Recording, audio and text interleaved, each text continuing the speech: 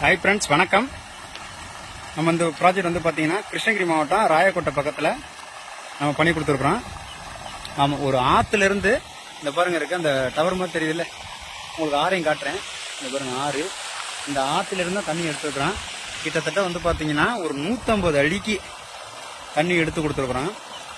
ஒரு 3 inch delivery, full delivery pipe பாருங்கள், 3 inch delivery. ஒரு 150 அடியில் வந்து பார்த்தீங்கன்னா அந்த தண்ணி வந்து ஊற்றிட்டு இருக்குது இப்போ நமக்கு. ஆமாம், அதற்கான சோலார் செட்டப்பையும் நான் காமிச்சிடுறேன். ஆறையும் காமிச்சிடுறேன் பாருங்கள். ஃபுல்லாகவே வந்து பார்த்தீங்கன்னா அந்த சோளம் இதுக்கு தான் போட்டிருக்காங்க. இவங்க இந்த இடத்துல மட்டும் டெலிவரி வைக்கல, நிறைய இடத்துல டெலிவரி வச்சிருக்காங்க. பட் இதுதான் அதிகமாக உள்ள ஃபீட், இதுதான் அதிகமான ஃபீட் இருக்கிறதுலேயே அதிக ஹைட்டு. இதுக்கு தாண்டி மேலே போகுது. ஆமாம், அந்த 5 ஒரு லைன் போகுது, 5 ஒரு பைப் லைன் போகுது. ஆமாம், அந்த பாருங்க அதான் சோலார் செட்டப்பு. நான் ஆடெல்லாம் மேய்தல, அது கீழே வந்து பார்த்தீங்கன்னா கிட்டத்தட்ட ஒரு 80 அடி லாங்லேருந்து தண்ணி வந்து பார்த்தீங்கன்னா நம்ம எடுத்துருக்குறோம்.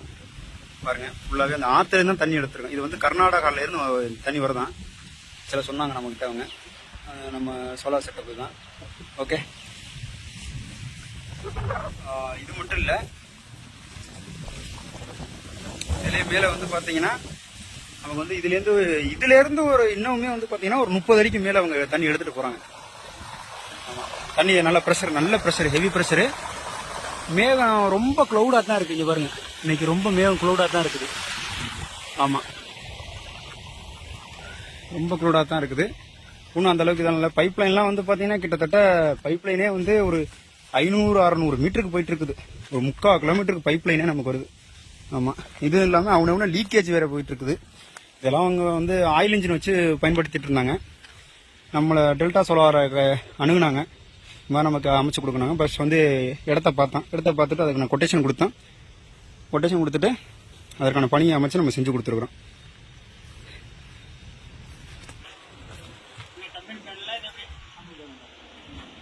பார்க்கலாம் என்னவோ கொண்டாந்து பாரு போட்டுனாக்கா ஆக 4.5 லட்சம் கொடுத்து ஓட்டுறதில்ல.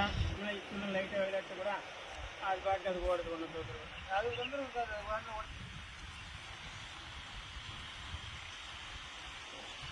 என்ன இருந்தாலும் நீ சொல்றது நம்மளுக்கு தெரியும். நாம என்ன காசு கொடுக்க மாட்டோம்.